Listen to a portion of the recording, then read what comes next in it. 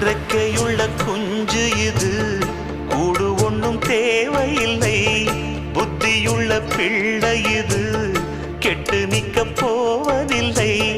தாயொருத்தி இருந்தா ஒரு தந்தை உண்டு கேளம்மா. தந்தை ஒண்ணு இருந்தா பெத்த பாட்டி இன்றி போகுமா? தெருவோரம் கிடந்தும் அனாதை இல்லை. உறவென்னை வெறுத்தால் தினம் தருவேன் தொல்லை.